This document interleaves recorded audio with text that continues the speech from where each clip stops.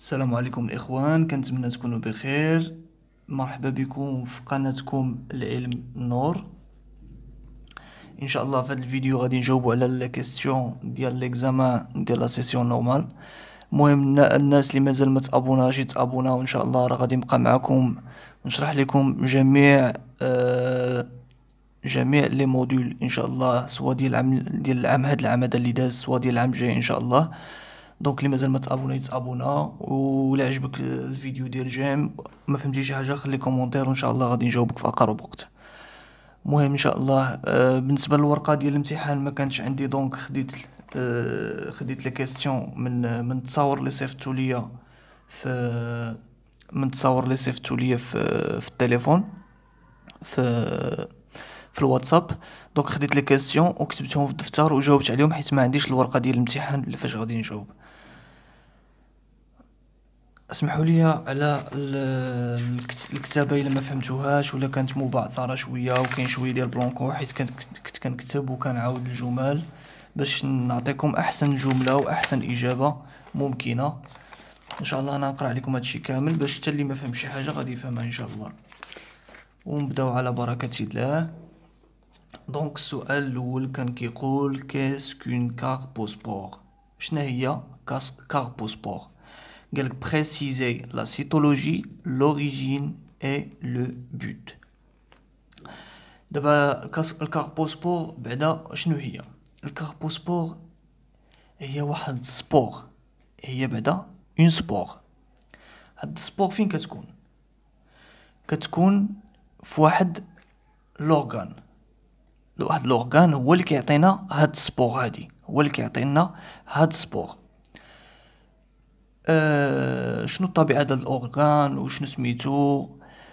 غنعرفو هادشي باغ ديتاي. غنحاول نجبد لكم واحد الكتاب باش نوريكم شي حوايج.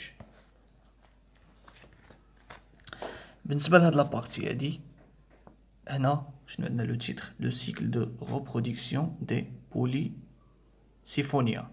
هادو سو سون دي زالغ روج، ولي زالغ روج باش معروفين ب ب سميتو 3 جينيراسيون، عندهم 3 جينيراسيون. دونك هاد الكاربوسبور منين جاي؟ حنا غادي نمشيو باغ ديتاي باش نعرفو منين جايه. هنا عندنا لو غاميتوفيت مال اي لو غاميتوفيت فيميل كيما كتشوفوا معايا هنايا. عندنا لو غاميتوفيت مال اي لو غاميتوفيت فيميل. دابا الا فهمتي راه يقدر يحط لك نفس السؤال، غير يبدل لك الكاربوسبور، غير يكتب لك لو كاربوسبور فيت وما تعرفش عاوتاني منين نجاوبو. يعني خصك انت تفهم لي السؤال منين جاي. كاين لو غاميتوفيت مال وكاين لو غاميتوفيت فيميل، هما كيكونوا ابلويد يعني اون سول ان. لو غاميتوفيت مال كي برودويزي لنا دي غاميتوسيست دي كاربوغون. يعني عندنا يعني هنا غيكون عندنا ان اوفر افيك لوسفير ديالو. وهنا لو غاميتوفيت مال غادي يدير لنا دي بوكي دو سبرماتوسيست. يعني ce sont des spermatocytes mâles, ce sont l'axe central. Donc شنو غيوقع؟ هاد لو غاميتوفيت مال غادي يلوح لينا لي غاميت مال، لي سبرماتي. شنو هما لي سبرماتي؟ لي سبرماتي هما لي غاميت اللي ما كيكونش عندهم الفلاجيل، يعني ما كيكونوش لي غاميت اللي ما كيكونوش عندهم داك الفلاجيل باش كيتحركوا، يعني كيكونوا كيتحركوا او غري دي كورون.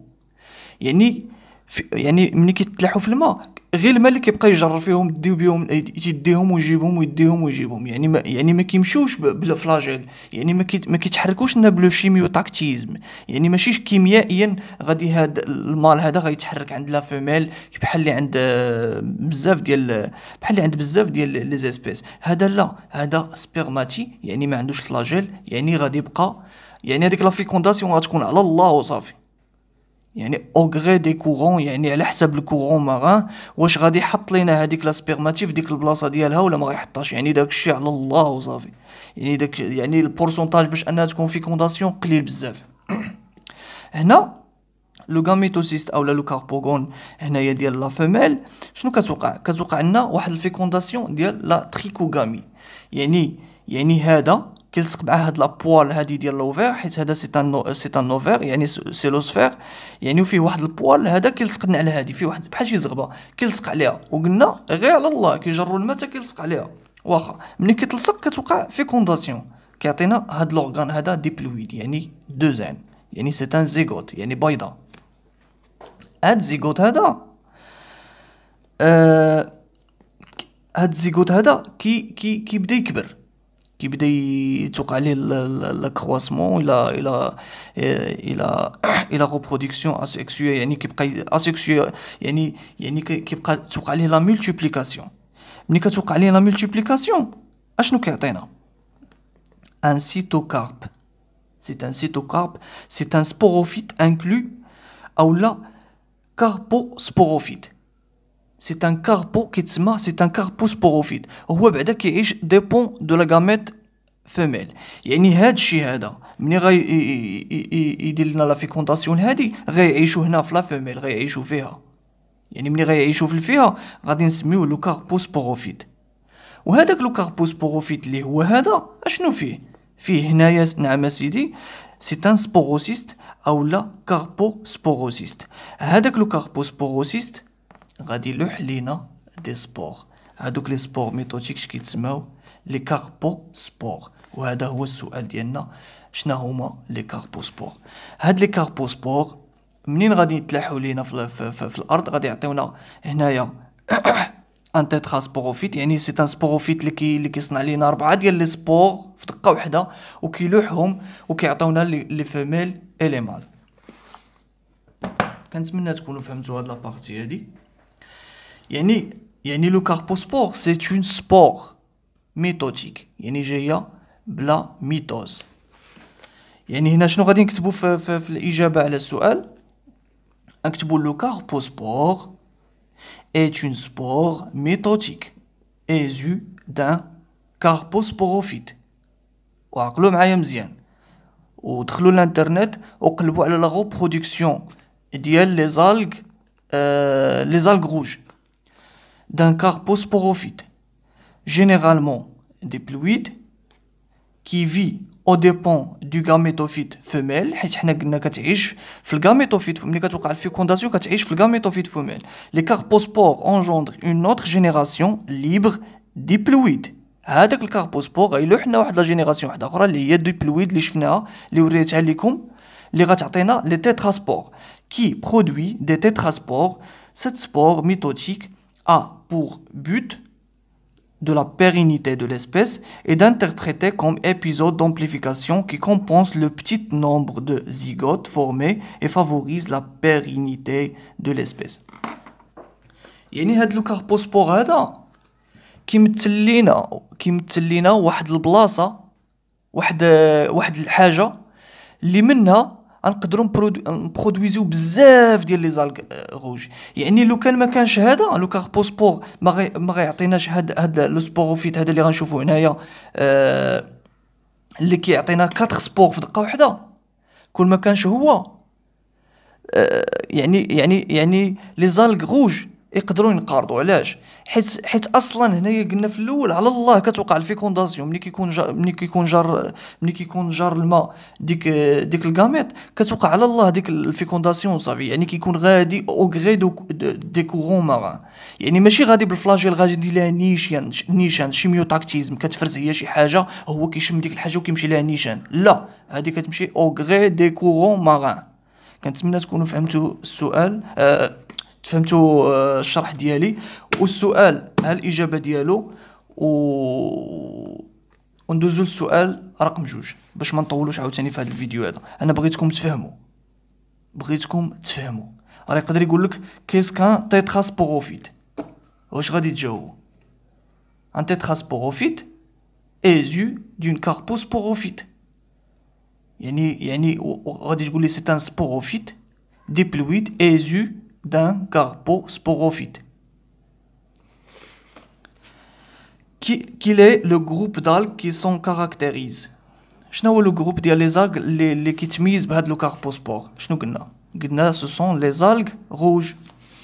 Le groupe des algues caractérisé par ce type de spore est les algues rouges.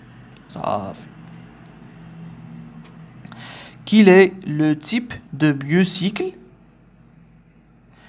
La modalité de fécondation et le pigment qui le caractérise. Donc, il est caractérisé par un biocycle de 3 générations, حيث هما فيهم 3 ديال les générations. Haplo-diplophasique avec un mode de fécondation type trichogamie. شنو هي trichogamie؟ هي قلنا ديك البوال هكا وهذاك الغاميت كيكون جاي هكا غير دافعو الماء حتى كيقيس فيها هكا كتسمى trichogamie. Caractérise par le pigment rouge. حيت عندنا حنا كنعرفوا لي زاغ روج كيكونوا caractérisés par le pigment rouge حيت اصلا هما اللون ديالهم احمر. دونك ندوزو السؤال رقم 2. هادشي راه عندكم في الورقه، راه كما قلت لكم ما عنديش الورقه انا اللي نكتب فيها، كتبت في الدفتر. Quelle est la structure qui assure le rôle de paroi chez les zooglènes؟ شنو هي لا ستركتور اللي كتعطينا اللي كدير لنا الدور ديال لا باروا عند لي زوغلين؟ شنو هما بعدا لي زوغلين اولا لي زوغلينوفيت؟ شنو هما لي زوغلين؟ لي زوغلين هما واحد لي زوني سيلولير، يعني كيتكونوا من سيلول وحده، و سو سون دي زالغ وفيهم لي بلاست. وغنجبدهم لكم في البوليكوب. اسمحوا لي.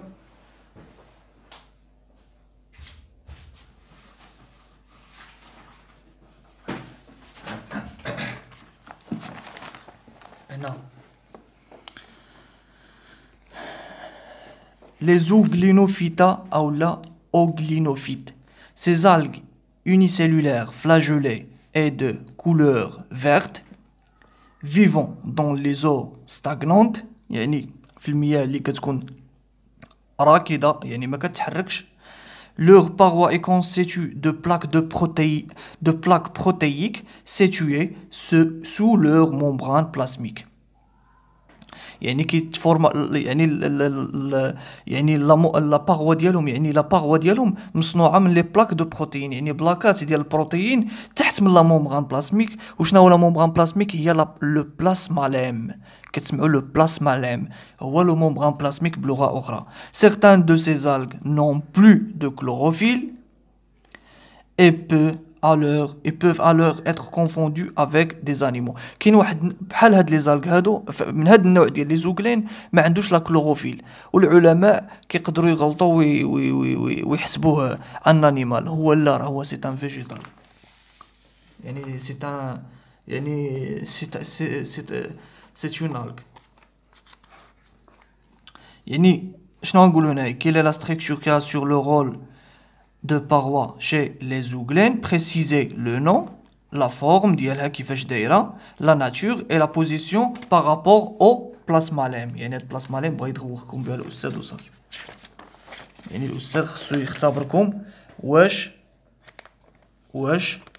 ثابتين معاه ولا ما ثابتينش معاه. هاي عاوتاني لي زوغلينوفيت. هاي il s'agit de bandolettes، يعني هانت دو بوندوليت يعني بحال شي باندات بروتييك ديسبوزي اون هيليس. يعني ديسبوزي اون هيليس هي على هاد الشكل هكا، اون هيليس هي على هاد الشكل، يعني دائرات بحال السلك ديال اون هيليس، هو السلك بحال السلك ديال الدفتر.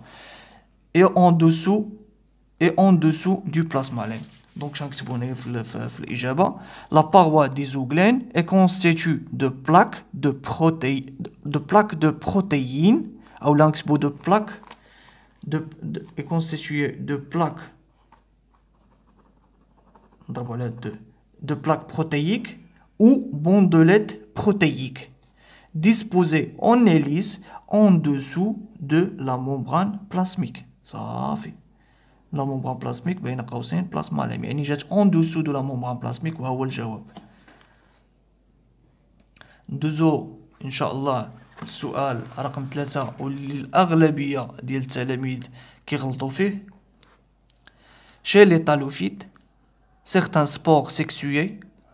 شوف رد معايا البال هنايا باش ماشي في الامتحان عاوتاني تعاود تعور.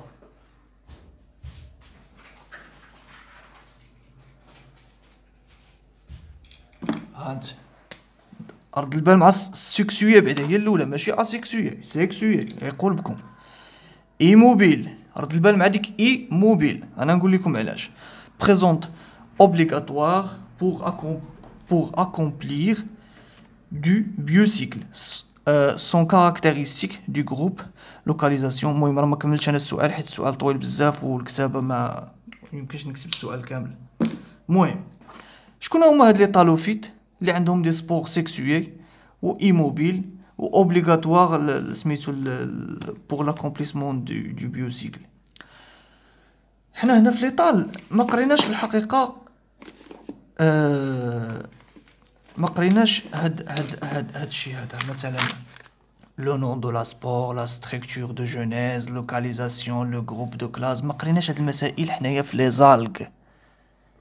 لي زالغ ما قريناش فيهم حيت لي طالوفيت. شنو هما لي طالوفيت؟ لي طالوفيت فيهم لي زالغ وفيهم لي شامبينيون. غير هما لي زالغ سو سون دي طالوفيت اوتوتروف وبالنسبه لي شامبينيون سو سون دي طالوفيت هيتيروتروف. وبالنسبه للاجابه غتكون ان شاء الله هي هذه. نمشيو بوحده بوحده. نمشيو لهنا لو نون دو لا سبور. انا غنعطيكم بالدلائل هذا الشيء ماشي غنبقى نخربق عليكم. حنا هنايا باش اول حاجه راه اسيكسويه ثاني حاجه راه ما عندهاش سيكسويه وثاني حاجه ايموبيل يعني راه ما عندهاش فلاجيل. شنو غنشوفوا هنايا في هذا الشكل هذا؟ غنشوفوا هنا لي بازيديوميسيت. اوكي هادو شنو هما؟ هادو سو سون دي سبور. هما سو سون دي بازيديوسبور. لا ستركتور دو جينيز سو سون دي بازيد هما هادو وما عندهمش فلاجيل. هادي الثالثه. وشنو اخر؟ وسيتان طالوفيت. يعني شنو غنجيو نكتبو هنايا؟ دي بازيديوسبور. لو نون دو لا سبور سميتها بازيديوسبور. ستركتور دو جينيز لي بازيد. لوكاليزاسيون فين جاو هاد لي سبور؟ على برا. اكسترن لو جروب اولا لا كلاس. لو جروب اولا لا كلاس. سميت هاد الجروب هذا ديال هاد سميتو لي شامبينيون سميتهم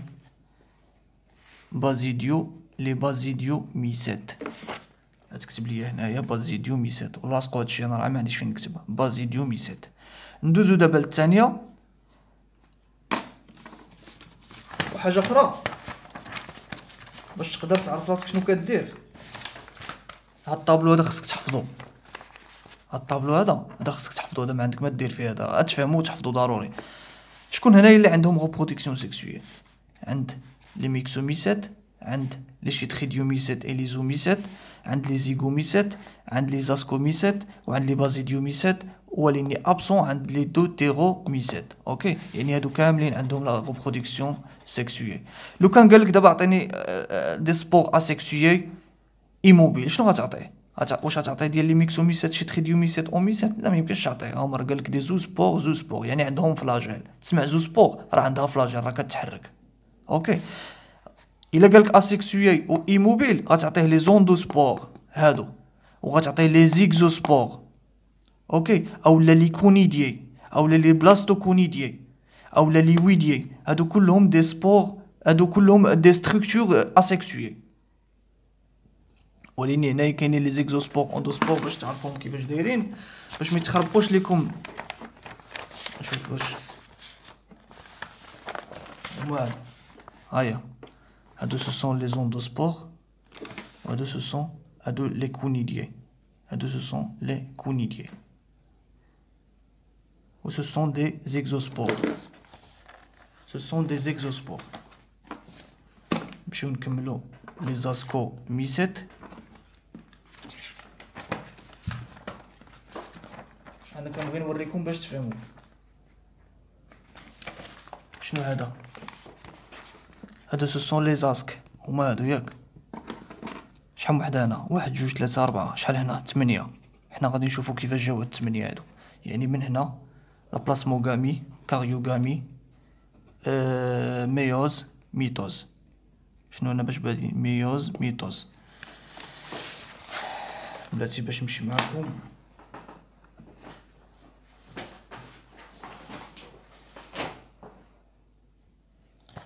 هذا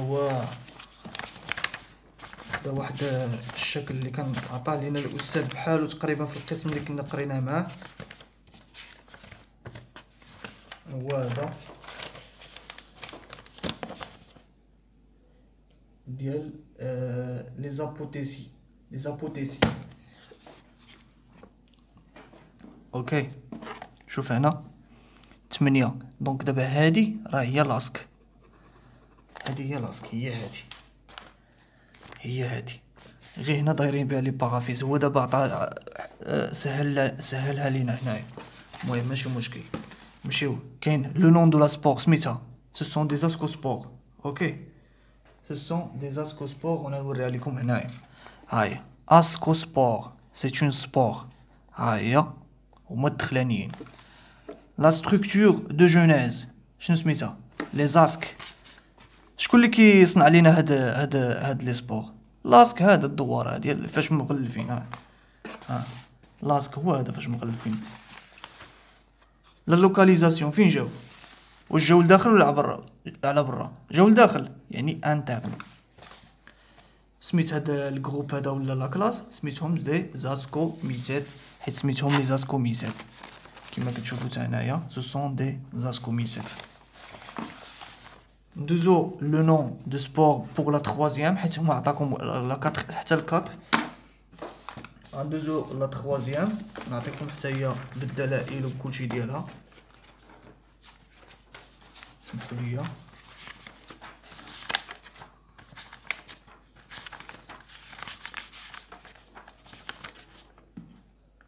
اوكي ياك نمشيو ليكزومبل دي زيغوميسيت. لي زيغوميسيت شنو عندنا هنايا؟ سميت هادي ان زيغوسبور. اوكي، شنو عندنا هنا؟ سي ان زيغوسبور، سي اون سبور. هادي سبور يعني غنكتبو هنا زيغوسبور. شكون هي لا ستركتور دو جونيز؟ شكون اللي صنع لينا هادي؟ منين جات اصلا؟ جات من هذا. وهذا شنو هو؟ سي ان زيغوت.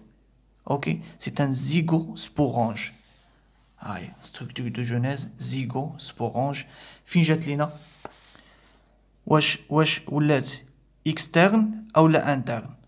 واش تحطات لينا على برا او لا لداخل؟ انا على حسب الشكل بانت ليا على برا، حيت انا وقعت لنا واحد لا ميوز. لا ميوز، ولكن كنظن هادي سي اون باغوا اللي غادا تلاح في الاخر. كنظن انها باغوا. المهم على ما كيبان لي انايا اكسترن، حيت على برا، حيت تلاحت لينا على برا. كوم ليكزومبل ديال لي بازيديوميسات لي سبور تلاحوا على برا سميناهم اكسترن. دونك بالنسبه لي تاعي غنسموها اكسترن. وبالنسبه للجروب سي ان زيغوميسات. كما كتعرفوا هادو سو سون دي زيغوميسات. فين هي دي زيغوميسات؟ فين هي مكتوباش هنايا، وانما سو سون لي زيغوميسات. لو كان نسولك على اسيكسيو غتعطيه لي زوندوسبور. ها هما لي زوندوسبور هما جاو لداخل. نمشيو للرابعه. هادو غادي نكتبو ليهم هنايا لي زوميسات. نقول لكم علاش لي زوميسات. عندنا هنايا لي زوميسات.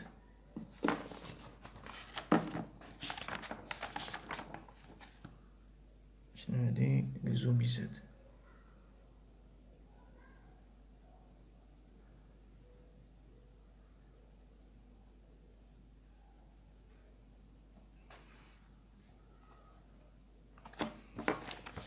سميت هادي شنو هادي؟ هاي اوميسات. رجعوا للباج 14. هاهي لي زو سبور.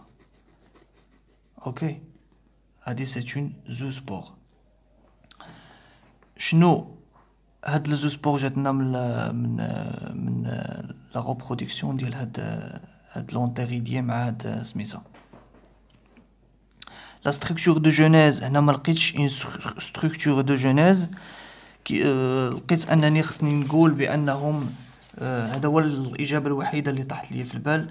غنقول سي لا سيلول ريبرودكتريس اوريجينال، ولا كتبوا نتوما شي حاجه بحال هكا، لا سيلول ريبرودكتريس اوريجينال، او لا سيلول مير، او لا سيلول مير. دونك هنا غادي نديرو اكسترن لان تحت لينا على برا، وهنا غادي نديرو لا جروب ولا لا كلاس لي زوميسيت. واللي عنده شي تعليق في هذا الجدول هذا، اللي عنده شي حاجه بانت لي هنا انورمال، نتكونتاكتاو في لي كومونتير. ندوزو السؤال رقم 4. كومباري ان ناسك اي ان بازيد. شنو قلنا حنايا؟ غنكومباريو ان لاسك مع بازيد. شنو الفرق ما بين اسك مقارنة مع اون بازيد؟ لاسك فيه لا بلاسموغامي، فيه لا كاريوغامي، وفيه لا ميوز بلس لا ميتوز. اوكي، ويمكن لك تقول لي عليه تا عنده ان سيكل تري جينيتيك، يمكن تا هادي تزيدها، حيت قال كومباري يعني كتب اللي بغيتي، كتب انت وداكشي اللي عارف. هنا في لي بازيد والثالثه ان لي زاسك عندهم لي سبور انترن. هذا لي بازيد عنده دي سبور اكسترن، وعنده غير 4. لي زاسك عندهم 8، وهذا عنده ما عندوش. هذا عنده سيكل دي جينيتيك ماشي تري جينيتيك. هذا فيه جوج ديال فيه لا بلاسموغامي، وفيه هاني لا كاريوغامي. هنايا فيه جوج.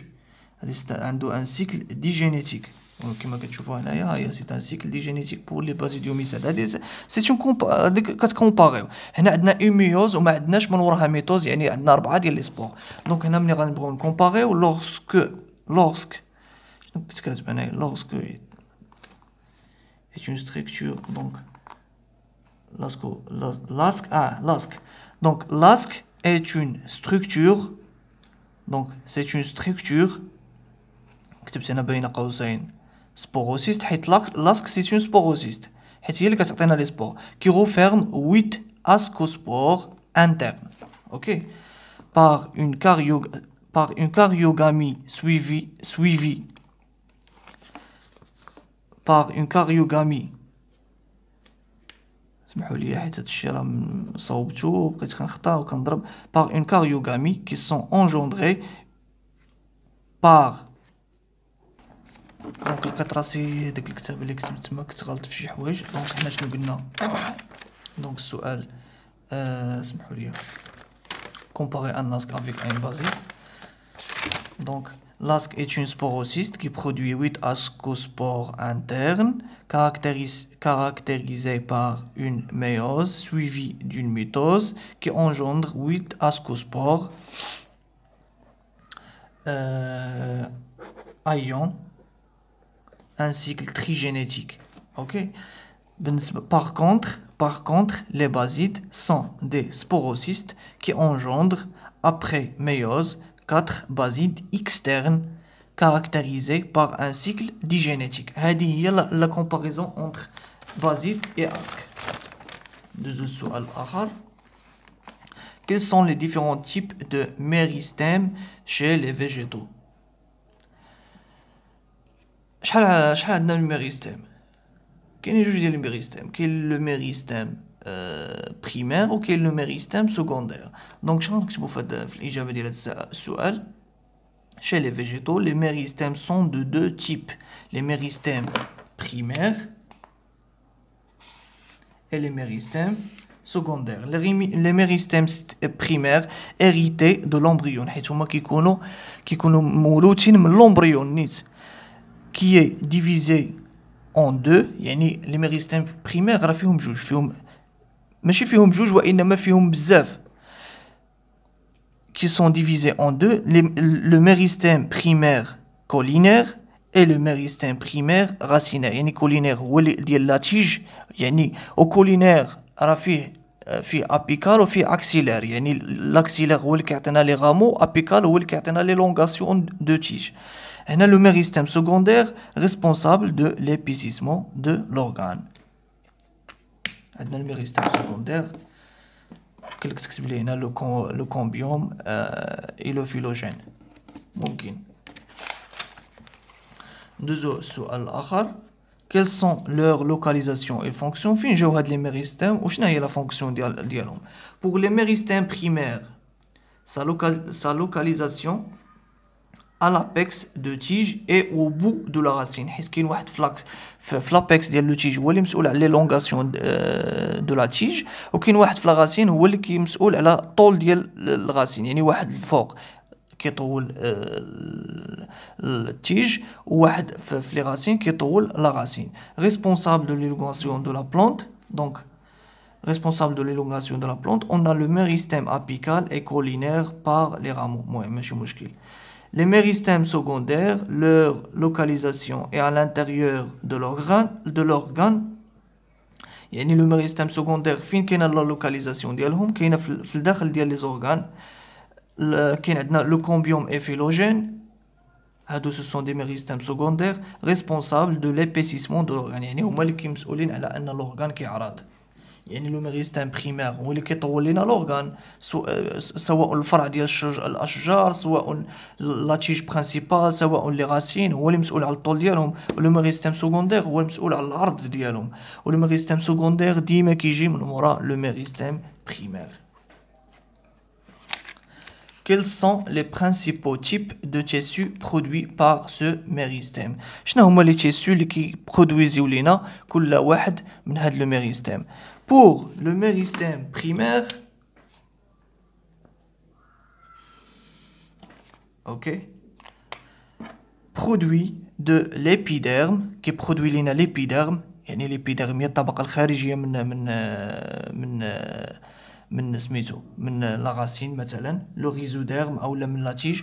لو ريزوديرم، لو بارونشيم هو لو بارونشيم هو واحد النسيج ديال باش الشجره كتكون عامره. لو ريزوديرم، اسمحوا لي، ليبيديرم، ريزوديرم، بارونشيم، لو كولونشيم، لو سكليرونشيم، لو فلويم primaire, ماشي secondaire, le phloème primaire, attention, et le xylème primaire, ماشي secondaire. Pour le méristème secondaire, produisent du suaire et phylloderme par le phylogène. Du xylème secondaire et phloème secondaire par le cambium. يعني هذاك الميريستيم secondaire شنو كيصاوب لينا؟ كيصاوب لينا داك لو فيلوجين، كيصاوب لينا لو سوبير، يعني هو لحاء الشجر من الطبقة الخارجية ديالو. يعني بلاتي نشرح لكم باش تديو المعلومة مقادة. يعني ها هو لو فيلوجين، يعني ها هو دابا هادي هي القطعة ديال الشجر بحال هكا كتكون. هنا كيكون لو xylème primaire، هنا كيكون لو xylème secondaire، هنايا كيكون عندنا لو كومبيوم، وهنايا كيكون عندنا لو فلويم secondaire. هنا هاد لو فيلوجين كيصنع لنا من هاد الطبقة الداخلية من هنايا كيصنع لنا لو فيلوديرم، ومن الطبقة الخارجية كيصنع لنا لحاء الشجر او لا لو سوبير، كيتسمى لو سوبير. عاوتاني هاد لو كومبيوم هذا اللي هنايا كيصنع لنا في الطبقة الداخلية لو xylème secondaire، ومن الطبقة الخارجية لو فلويم secondaire. كنتمنى تكونوا فهمتوا، ما بغيتش ندخل لكم بزاف لي ديتاي حيت هاد الفيديو هذا مخصينو للكونترول. فين وصلنا؟ دونك وصلنا لهذا السؤال هذا. ندوزو السؤال اللي ماشي.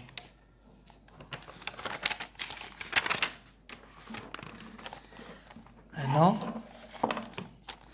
qui est le premier groupe de végétaux cormophytes qui a réussi à coloniser le milieu terrestre. شنو هو اول جروب ديال لي فيجيتو اللي قدر انه يستعمر الارض؟ حيت حنا كنعرفوا بان لي فيجيتو كانوا عندنا غير في الماء، هما لي زالك. ولكن كيفاش شنو هو اول واحد اللي استعمر لنا الارض؟ شنو هو اول جروب؟ ce sont les groupes des bryophytes. Les bryophytes. Donc, le premier groupe sont le premier groupe qui colonisait le milieu terrestre sont les bryophytes. والembranchement ديالهم فين جاو في les cryptogrammes. Ok. Quelles sont les adaptations qui ont permis aux plantes de ce groupe de coloniser le milieu terrestre?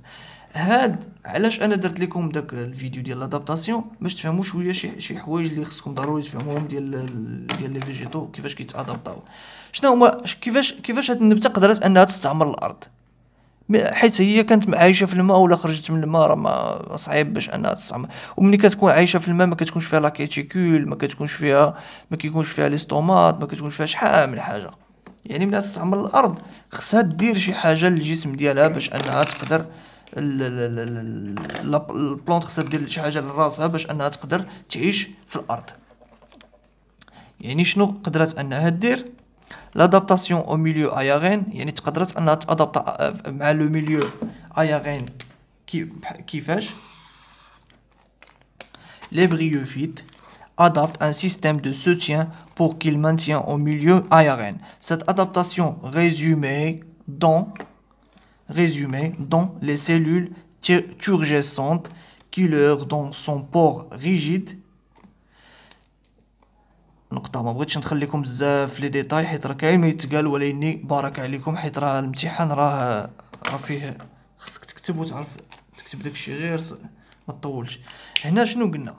هادوك لي بغيوفيت منين خرجوا لنا من الماء، حيت لي زالغ يطفون في الماء، هما مشدودين في الارض ولكن يطفون في الماء، فهمتي؟ يعني الماء اللي هزهم.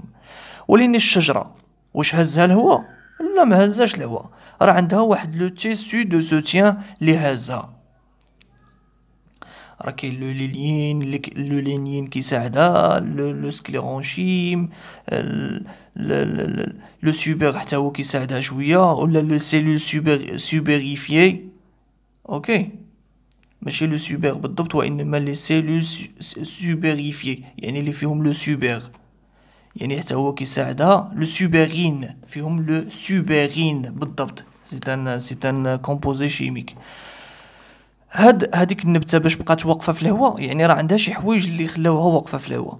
بالنسبه لي بغيوفيت هما اول لي بلونط لي كولونيزاو لو ميليو.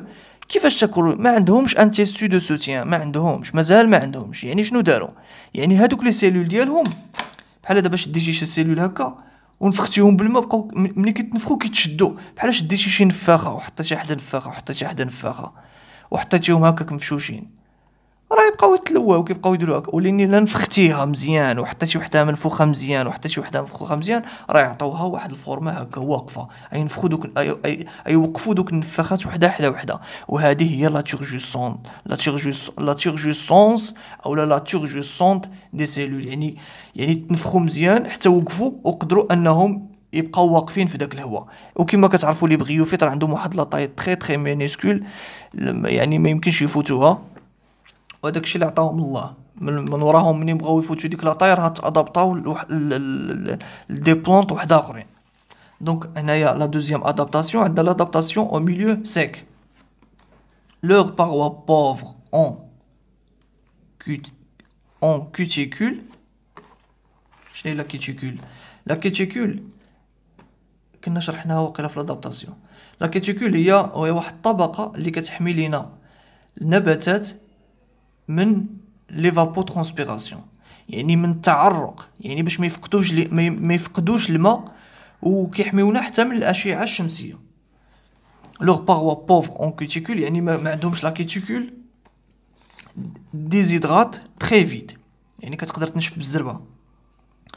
اي لوغ دي بيريود سيش les bryophytes peut entrer en vie ralentie lorsque sa teneur en eau est autour de 15 degrés, de 15%, désolé, et redevient à la vie normale lorsque les conditions deviennent favorables كيتسماو l'appui kilohydre. شنو زعما هادي؟ يعني ان هادوك لي بريوفيت قدروا انهم يتادابطاو مع الميليو. كيفاش؟ يعني منين خرجوا للصهد، منين خرجوا للميليو ايارين، يعني فين كاين الصهد، شنو قدروا انهم شنو ديفلوباو؟ يعني ديفلوباو واحد القضيه ديال انهم كيقدروا يعيشوا والجسم ديالهم ما فيهش الماء. ماشي ما فيهش، فيه 15%، كيقدر يوصل حتى ل 15% وكيدخل اون في غالونتي. يعني كتقدر ان الماء يعني من 100%، يعني كتقدر انها من 100% ديال الماء في الجسم ديالها كيبقى يهبط يهبط حتى كتدخل في 15%. يعني قليل الماء في الجسم ديالها، يعني تشدد دير لها تهرس. ملي كتوصل 15% كتدخل في لا في غالونتي. في لا في غالونتي ملي كتدخل في هاد لا في غالونتي يعني بحال السبات، بحال قلتي السبات، كتدخل في السبات. ملي كتدخل في السبات كتبقى هكاك حتى كتجي ترجع طيح الشتاء اولا شي حاجه بحال هكا، وكتعاود عاوتاني ترد داك الماء اللي عندها وتعيش عاوتاني عادي. يعني انها كتقدر تعيش ب 100% ديال الماء، وتقدر تعيش ب 80%، وتقدر تعيش ب 60%، وتقدر تعيش حتى ب 15%، وتقدر تعيش بقل من 15%. يعني شنسميوها بوي كيلويدغ. كنا قريناها في لا بيولوجي انيمال. بوي كيلو تيرم يعني على السخونيه، يعني اللي كيكون السخونيه ديالو كتهبط وكتطلع كنسميوه لو بوي كيلو تيرم. هادي هنا بوي كيلويدغ. دونك une autre adaptation, il y a la dernière, l'adaptation à des apports minéraux discontinus. Les bryophytes, et en raison de l'absence de cuticules, l'absorption de l'eau et des sels minéraux se fait par toute la surface de l'organisme. L'adaptation à l'UV, les bryophytes possèdent des pigments, ce sont les anthocyains.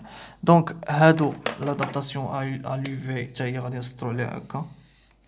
يعني هاد لي بغيوفيت هادو قدروا انهم يتادابطاو حتى مع لا ماتيغ مينيرال اللي كتكون قليله في الارض، وهذه كيقدروا انهم يمتصوها بالجسم ديالهم كامل. علاش؟ حيت ما عندهمش ديك لا كيتيكول، ديك الطبقه اللي كتحميهم. يعني كيقدروا انهم يمتصوا المعادن بجميع الجسم ديالهم. يعني وهذا نوع من الادابتاسيون باش تقدر انها تعيش. والادابتاسيون على اليو في كيفاش تقدر انها تعيش في لي زولترا فيولي ضاربين فيها، يعني الاشعه فوق البنفسجيه اللي تقدر تقتلها.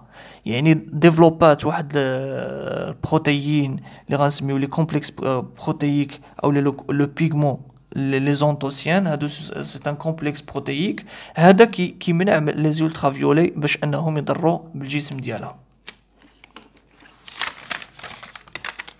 دونك نمشيو للسؤال السابع. Les rhizomes, les bulbes, les tubercules et les cladodes correspondent à quel type d'organe végétatif? Les rhizomes, bulbes, tubercules. Ok?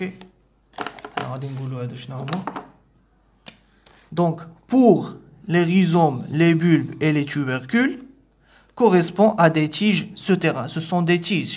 Tiges, ce sont des tiges souterraines ayant un rôle dans le stockage des réserves pour les périodes défavorables.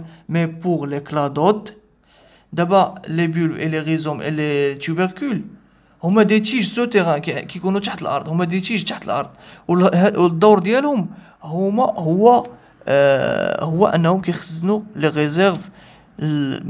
يعني في البيريود ملي كتكون لي ريزيرف ديال الماكله موجودين، كيبقاو يخزنوا في البيريود فاش كتكون الماكله قليله بزاف، كيستعملوا ديك الماكله باش يعيشوا في لا بيريود الجايه. واش وكاينين دي بلاص اللي هما متخصصين في هذه العمليه هذه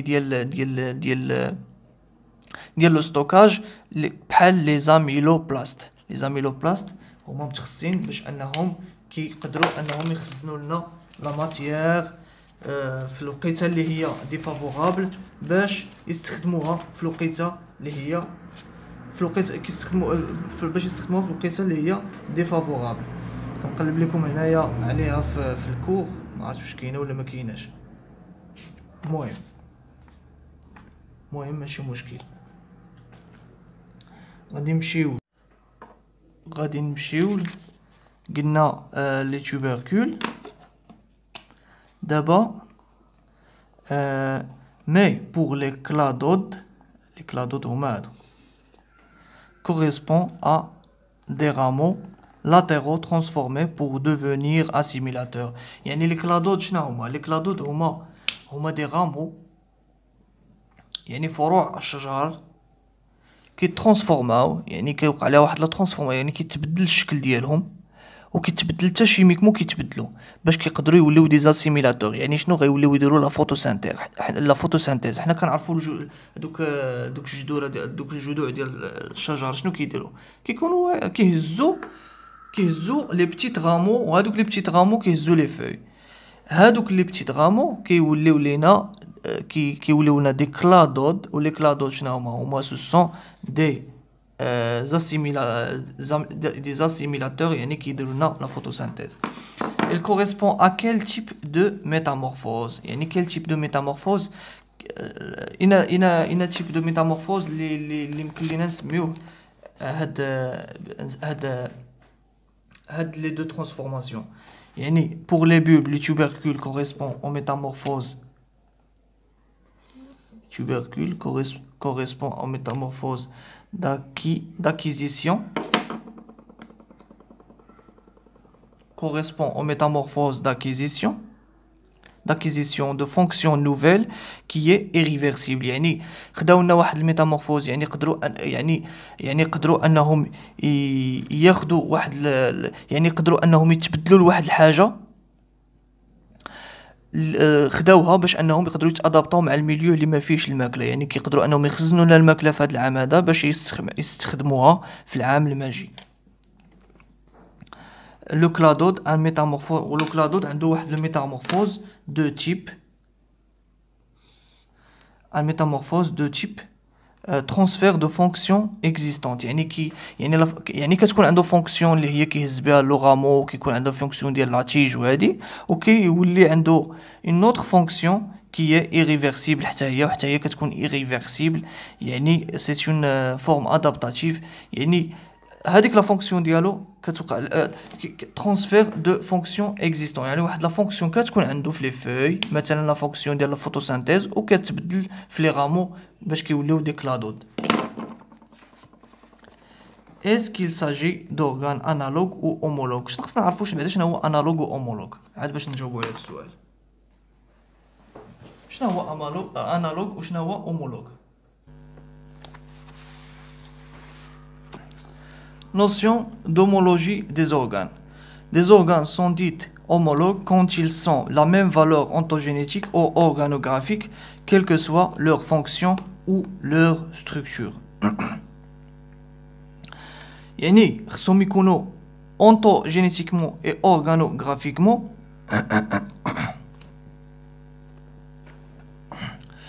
يعني خصهم يكونوا عندهم génétiquement et organographiquement بحال. وشنا هي orthogénétique؟ C'est le développement progressif d'un organe depuis la conception jusqu'à sa forme mûre, voire jusqu'à la mort. وبالنسبة les organographiques, c'est la description scientifique de la structure et la fonction des organes des êtres vivants.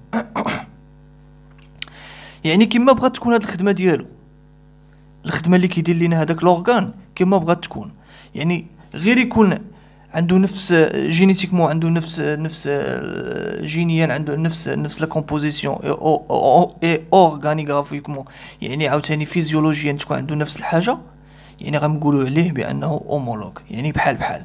انالوج des organes sont dits analogues quand ils remplissent la même fonction quelle que soit leur valeur ontogénétique. يعني كيكون عنده la même fonction، يعني حنا خصهم يديروا لنا غير لا ميم فونكسيون. مثلا نعطيك مثال ديال الوراق ديال الشجر. واش الورقه الشجر ديال النخل هي الورقه الشجر ديال البلوط، هي الورقه الشجر ديال ما نعرف شنو البسباس ولا ما نعرف شنو؟ راه ما في الشكل راه ما كيتشابهوش، ولكن بجوجهم كيديروا لا فوتوسانتيز، بجوج بهم كيديروا لا فوتوسانتيز. يعني سو سون دي زورغان انالوج. هنا شنو عندنا هنا؟ علاش هضروا لنا est-ce qu'il s'agit d'organes analogues ou homologues est justifié. D'abord هاد les cladodes et les bulbes, les tubercules et سميت هذاك tubercule bulbe rhizome. rhizome et les bulbes et les tubercules قلنا بثلاثه بهم كيخزنوا لنا لي ريزيرف باش كيستخدموهم في الاوقات اللي هما كتكون فيهم لا سيشخيس. يعني شنو غنقولوا ولكن لي بولب و لي tubercules et les rhizomes في الشكل ديالهم وجينيتيكمون ماشي بحال ماشي بحال نهائيا، ما كيتشابهوش نهائيا، وحتى لي كلادود ما كيتشابهوش نهائيا. دونك il s'agit d'organes analogues parce qu'ils remplissent la même fonction، حيت كيديروا لنا la même fonction malgré leur valeur ontogénétique différente. هذا هو الإجابة la plus parfaite. اوكي. وبالنسبه للاخوان الجدول اللي كاين في الاخر ديال التمرين هذاك خصني شويه ديال الوقت خصني باش نوجدو لكم، وغادي نحاول نوجدو لكم في اقرب وقت ونلوحو لكم. و كنتمنى انكم تكونوا فهمتوا. ديروا جيم الفيديو الى عجبكم، خليو كومونتير الى عندكم شي استفسار في شي سؤال، وكنتمنى تدوزوا الامتحان ان شاء الله بخير وعلى خير، والله يعاونكم وبسلام عليكم.